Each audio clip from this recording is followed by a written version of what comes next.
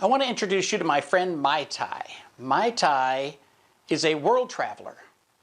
Mai Tai has his own Facebook page, has been to Australia many times, has been to South America, Asia, all over, England, Ireland, Scotland, Amsterdam, France, even to the Czech Republic. Mai Tai travels a lot. Oh, plus Canada and probably 30 cities in the United States. Mai Tai is a great example of serendipity. Let's talk about the power of serendipity in your marketing. Welcome to episode 39 of the Cheeky Sales Coach. So you know what serendipity is. Basically, it's when something good happens that's either by accident or unexpected. I know you've heard the case of the Post-it note being invented by serendipity. How does serendipity fit in your marketing? Here are 6 or 7 things you need to know about serendipity in your marketing. Thing number 1, you need to open your mind and think about everything in the big picture. Consider every single thing you do. Most of what you do is intentional, and I encourage that, and I recommend it, and I think that's what you should do. But the reality is some of the stuff you do is by accident, or it is an effect caused by the things you do intentionally. So there's sort of what you do, and then there's a layer of things that happen around that that might do you some good, and you should tune into that and make sure you know why good things, are happening to you. Remember, in episode 6, we talked about how every single thing matters.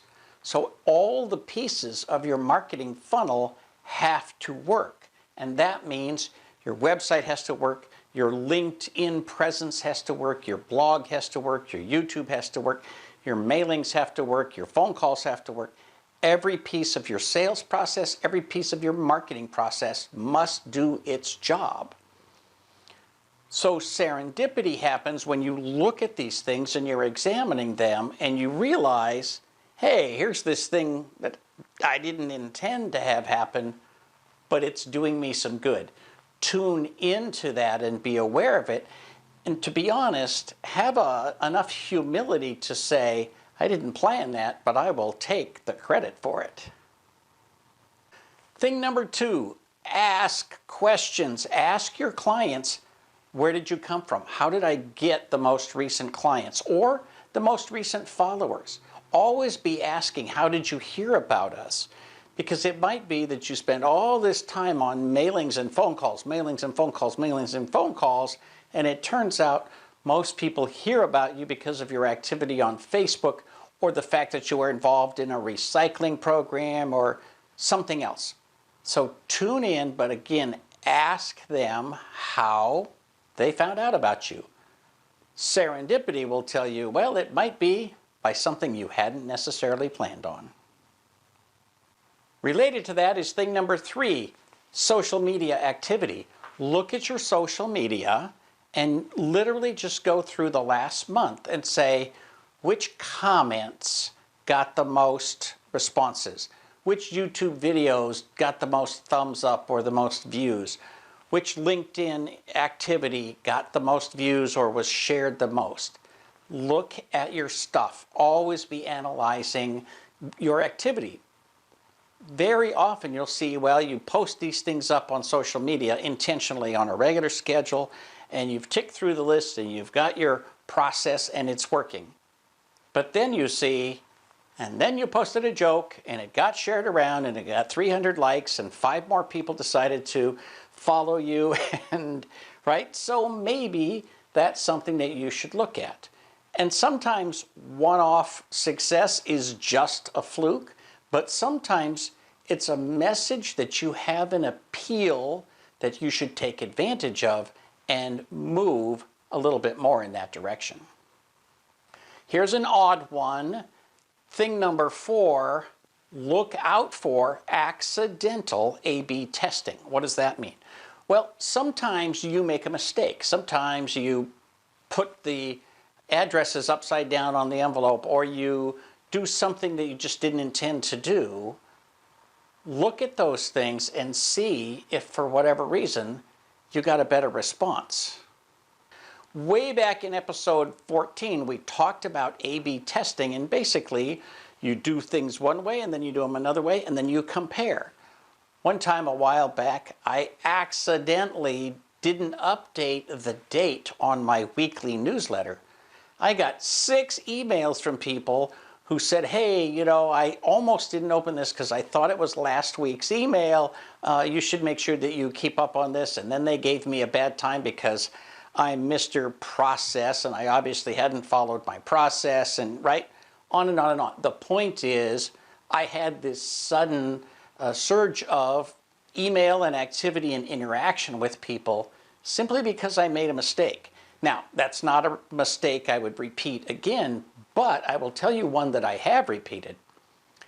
Every time I have a misspelling in my newsletter, I get an email. A lot of it comes from one particular guy, but the point is, people read this stuff and they're happy to say, you spelled transition wrong, you spelled this wrong, whatever it might be.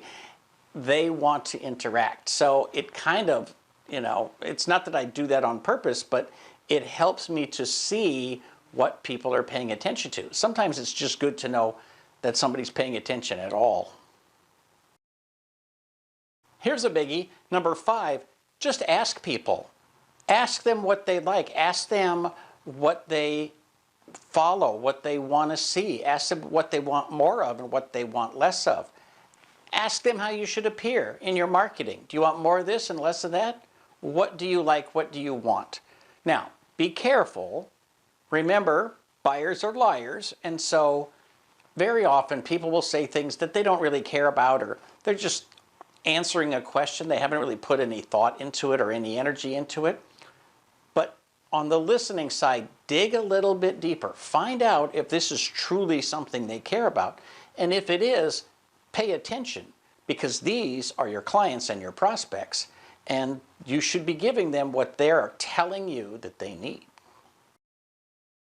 Finally, number 6, try new things. Try all kinds of new things. You know, one of my so-called secrets, there are no secrets, one of my so-called secrets of marketing is that I'm just constantly trying new things. If I see something and I like it, I'm like, oh, can I do that in my business? Can I send out stickers? Can I get beach towels? Can I post up a funny video? Can I do this? Can I do that? Try stuff. You know, there's an old saying about throw it up against the wall and see if it sticks. Well, that's kind of what you need to do. Try 12 new things, and if you're lucky, one of them will take off and be really, really useful. If you're even more lucky, one of them will become a steady, low-level producer of clients and activity for a long, long time. Now, the other side of that is 10 of those 12 won't have any difference at all. So just drop them. And you know, that's not a bad lesson either. You need to stop doing things that don't work. I can't tell you how many times I've had a long talk with somebody, and at the end of the day, my advice was stop doing things that are not paying you back. Too many people go down a road saying, I'm going to keep trying this and keep trying this. It just seems like it just has to work. And they spend money and time, money and time, money and time, getting no return. At some point, you just have to stop doing things that don't work, but constantly be trying new things and be open-minded, because the stuff you plan will get you very, very far. But sometimes the stuff you don't plan gives you an extra little boost. I wish you lots of luck and lots of serendipity. For the Cheeky Sales Coach, this is Karl Palachuk wishing you the best of luck in everything you do. Call to action.